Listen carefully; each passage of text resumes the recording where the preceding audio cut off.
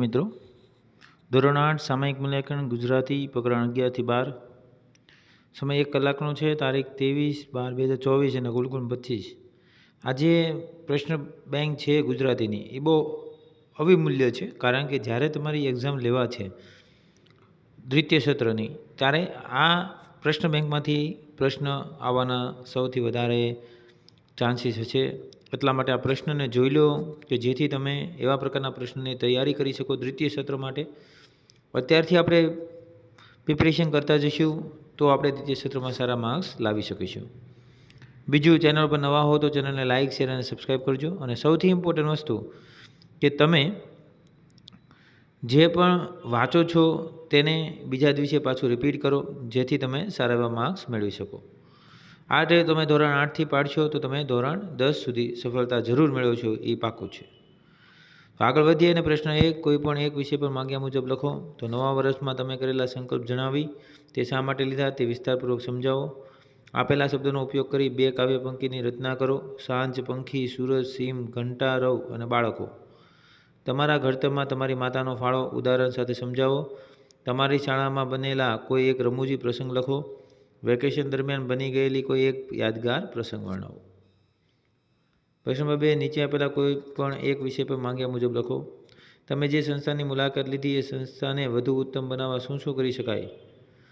તમે લીધેલી પોસ્ટ ઓફિસની મુલાકાત પછી પોસ્ટ ઓફિસ આપણને કઈ રીતે ઉપયોગી છે. તમારા ગામની કોઈ જાણીતી વ્યક્તિની મુલાકાત લીધી હોય તો તે વ્યક્તિ વિશે લખો. તમારી શાળામાં ડૉક્ટરની મુલાકાત લે તો તમને કોઈ ફાયદો થાય કેવો.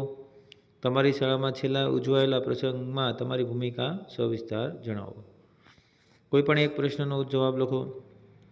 તમારા વર્ગમાં કોઈ એક વિદ્યાર્થીની રિસેસ દરમિયાન અચાનક વાગી જતાં પગમાંથી લોહી નીકળવા લાગે છે તો શું કરશો. અકસ્માતના સમયે ભોગ બનેલાને તમે કેવી રીતે મદદ કરશો. તમે કોઈ મુશ્કેલ પરિસ્થિતિમાં મુકાયા હોય તો તેમાં તમને કોણ અને કેવી મદદ કરશે. તમારું વેકેશન પૂરું થતાં અભ્યાસ માટે નીકળવાનું છે તો વિદાયની આગલી રાત તમે કેવી લાગણી અનુભવશો. કોઈ એક કુદરતી આપત્તિનું નામ લખો. એ આપત્તિના સમયે તમે લોકોને ઉપયોગી થવા શું કરશો તે જણાવો. પ્રશ્ન નંબર 4, સાંભળેલી કે વાંચેલી અને પાઠ્યપુસ્તકના અન્ય સામગ્રીમાંથી યોગ્ય તારણ કાઢી પ્રશ્નના જવાબ લખો. કાર્યકારણ સંબંધોને આધારે વધારે માહિતી મેળવવા શા માટે અને કેવી રીતે જેવા પ્રશ્નો પૂછી જવાબ આપો. તો વિભાગ A અને વિભાગ B આ 2 પેરાગ્રાફ વાંચો અને એના હિસાબથી તમારે શું આપવાના છે, જવાબ આપવાના છે. વિભાગ 3 નવા વર્ષના સંકલ્પ માટેનો છે. વિભાગ 4 પર્ણ અને વનસ્પતિના ખોરાક બનાવવા માટેના કારખાનાઓનો છે. વિભાગ 5 એક ખૂબ જ ભલો અને દયાળુ માણસ હતો. એક દિવસ તે બહારગામ જવા નીકળ્યો, એના વિશેની આખી સ્ટોરી છે. ન્યાય કરવો ખૂબ જ અઘરો છે.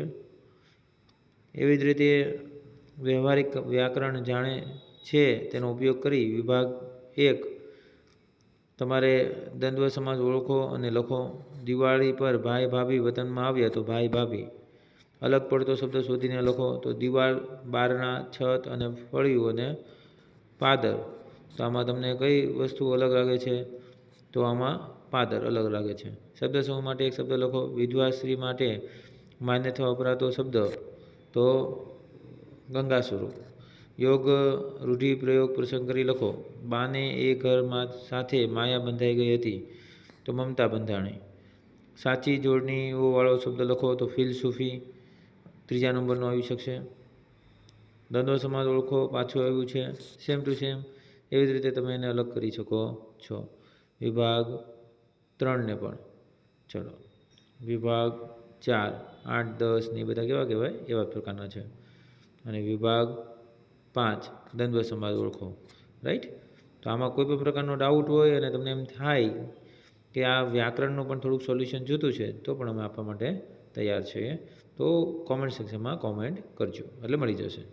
ચાલો, આ પહેલાં એક વ્યાકરણ છે એનું તમને સોલ્યુશન ફટાફટ દઈ દઈએ. અહીંયા આવશે ભાઈ ભાભી, આમાં આવશે પાદર, આમાં ગંગા સ્વરૂપ, આમાં બાના ઘરે તો મમતા બાંધવી અને આમાં ફિલસૂફી.